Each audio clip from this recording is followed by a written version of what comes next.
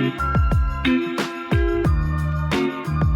back to the Training Bible Podcast. I'm your host, Dave Schell, and we're back for another episode of Fast Physiology with Dr. Phil Batterson. Dr. Phil, thanks for coming back. Thank you for having me, Dave. Sorry for interrupting you. I was just so excited to be here.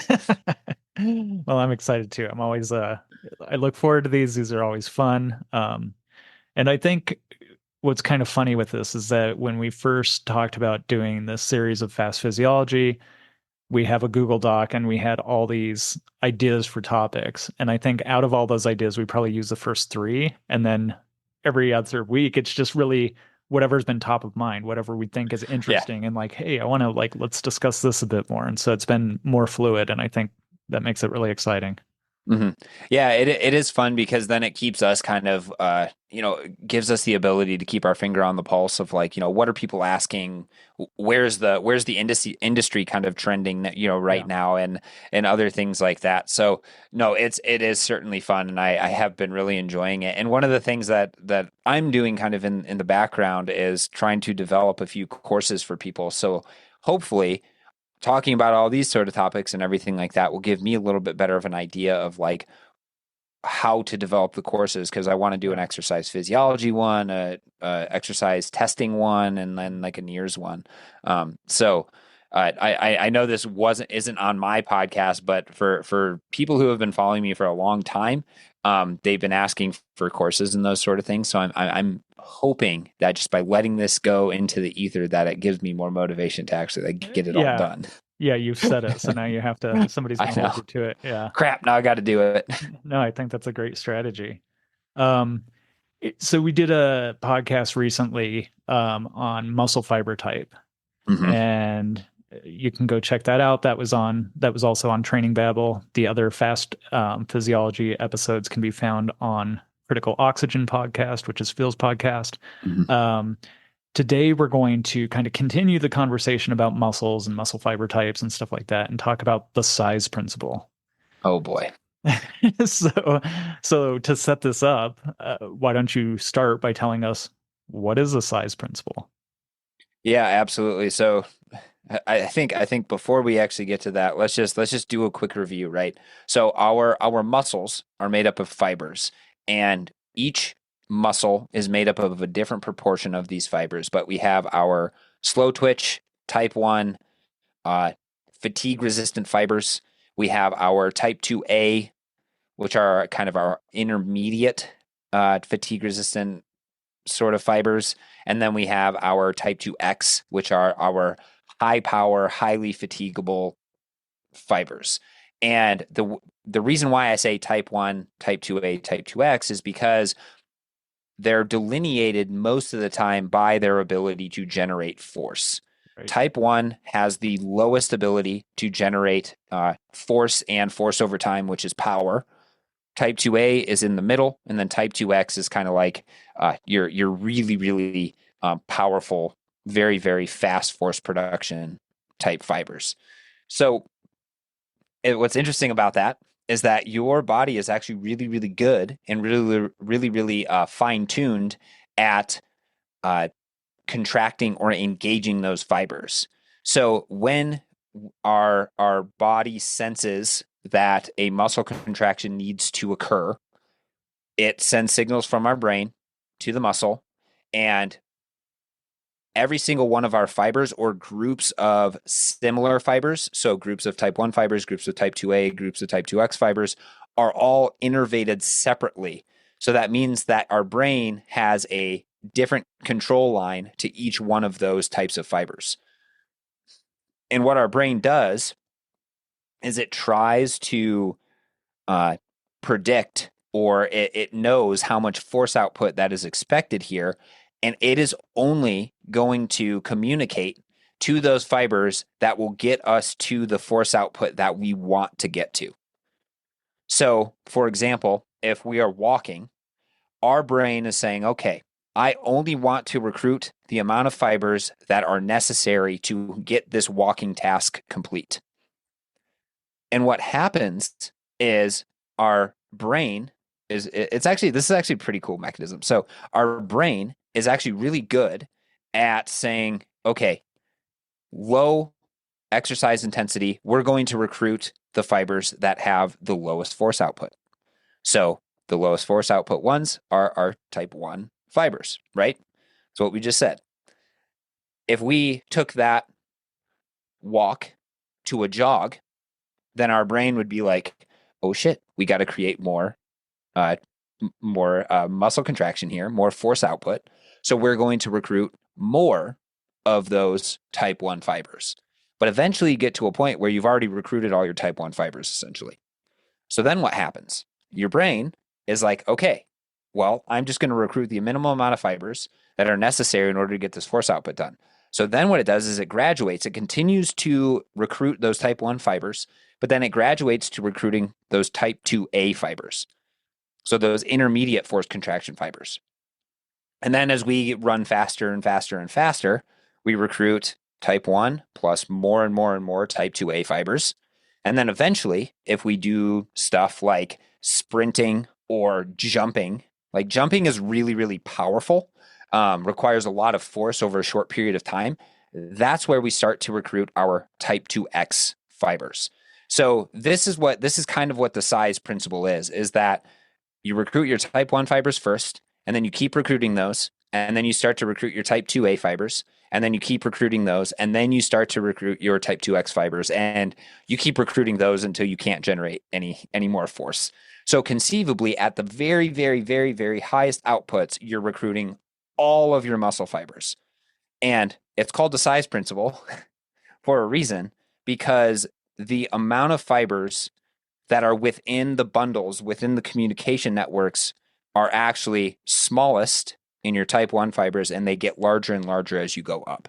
Because when you're doing something like a jump, your body just wants to say, I just want to be able to call in all the type 2X fibers. So there can be a lot of fibers that are under that communication range umbrella. And so that would be a large motor unit. So it goes from smaller motor units to larger motor units, and typically that's the same size as our fibers as well.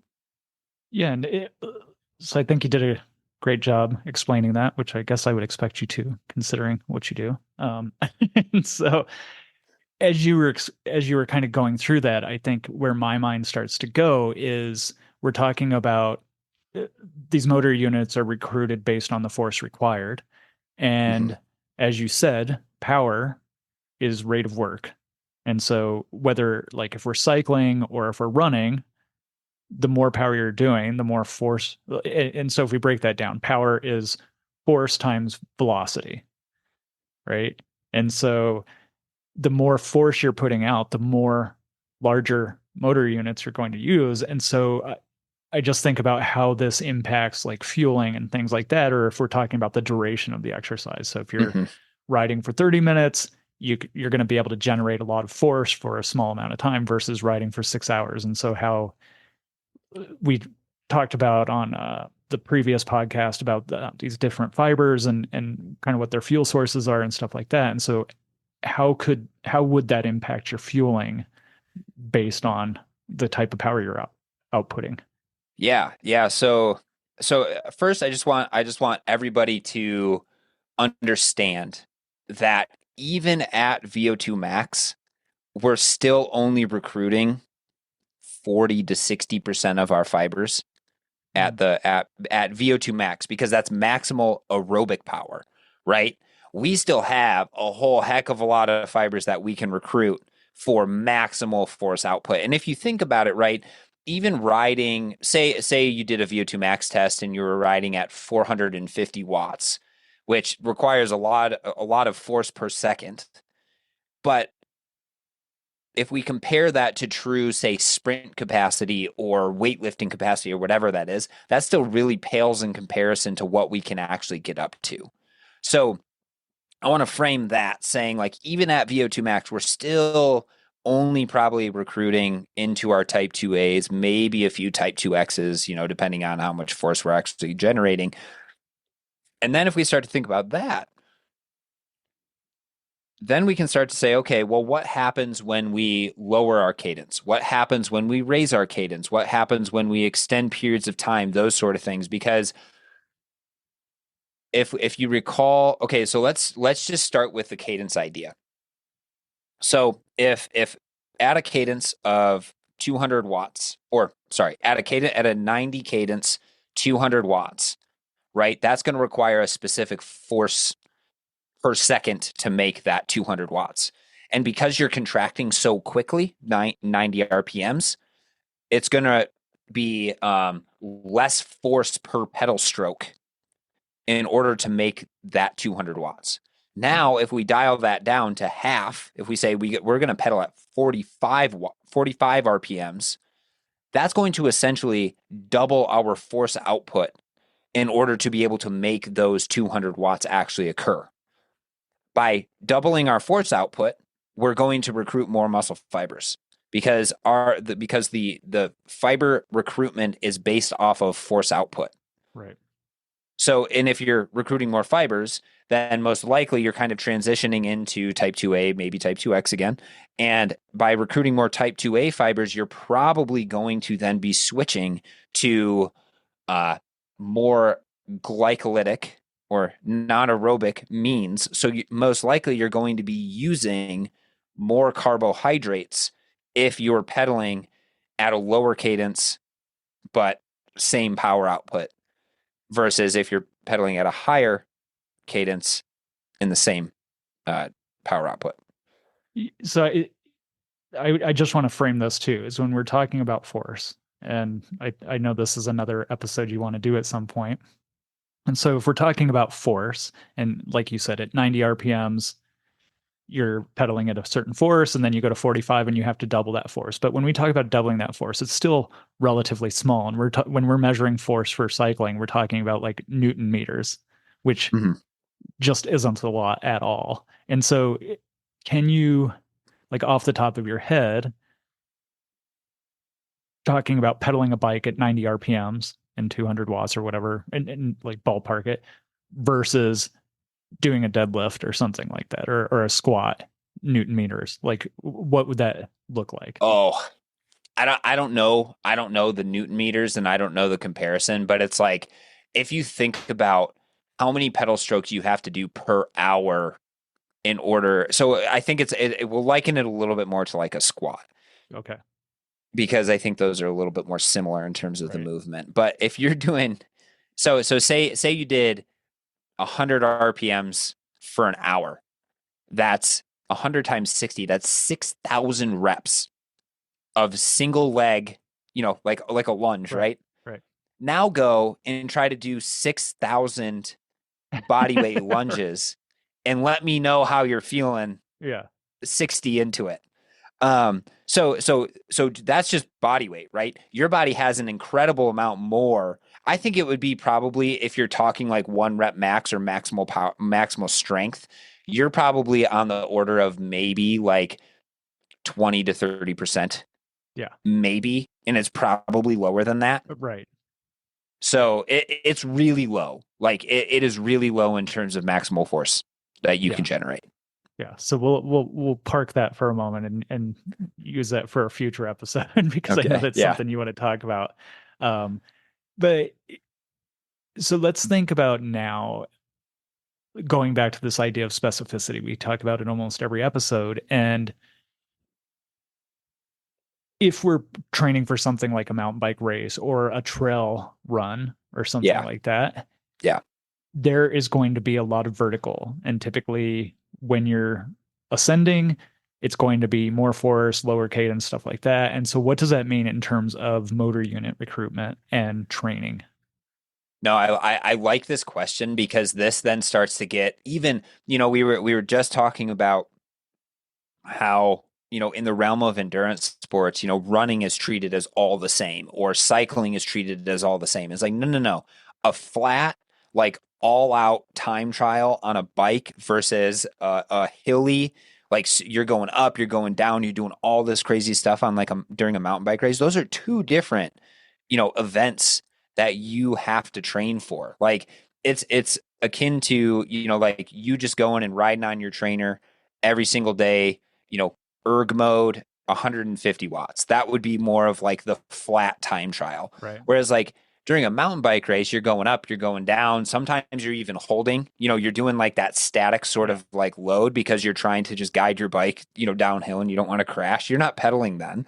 So the type or so what's happening when you're just keeping a consistent, like 150 watts or whatever it is on a flat road, your body is going to be using or recruiting, more type 1 fibers because your cadence is probably higher, maybe you're 90 to 100. I guess that's typically what I prefer. So force per pedal stroke is going to be a lot lower. And as long as you're efficient in that cadence, then, you're just going to be recruiting your type 1 fibers. Now, when you do go to a mountain bike race though, there's there's a lot of fluctuation, right? You could have a point in the race where you're essentially creating just the force to hold your body up, but then you could transition to a hill, and during the first few pedal strokes going up that hill, you might hit 500 to 1,000 watts. Right. Like I don't think that's out of the question. No, not at all. Um, so if you think about it from that perspective, your cadence is probably going to be pretty low, right? It might be like 60. So you essentially just for ease of use, if we said we're going 120 RPMs at 150 watts, or we'll say 200 watts again to make the math easy, and then you go and you say you're at 60 RPMs and 1,000 watts. First of all, you just increase your watts fivefold. And then you also doubled the force, you doubled the force because you cut your RPMs in half. So you essentially increased your force output by almost 10. Yeah. So from that perspective, your body's going to be like, holy crap, we just went from, doing like, little easy half lunges to almost a full, like full requirement of lunges. So that's going to require you to recruit a lot of those type 2A and type 2X fibers in order to overcome that power output, because your body is trying to recruit enough to maintain ATP, but also maintain the force output that you're going to be doing. And this is where I think mountain biking can get challenging. And this is exactly what you were talking about offline, is that, you can train really as much as you want on the trainer, in the winter, but unless you're adding in those like super punchy efforts where it's like, okay, you're going to just be going along, riding along, 500 watts for 5 seconds, come back down, riding along, 500 watts, to kind of simulate those Right. climbs. You're never, not never, but you're very rarely going to be recruiting those type 2X fibers, which are now going to be engaged a lot during a 1 hour mountain bike race where, like I said, you're going up, you're going down, you're doing all this crazy stuff. Yeah. Yeah, and I think you and I did an episode on cramping, and one of the things Mm-hmm. we discussed was that one reason you might cramp is that you're just kind of pushing your muscles past the point of their current conditioning.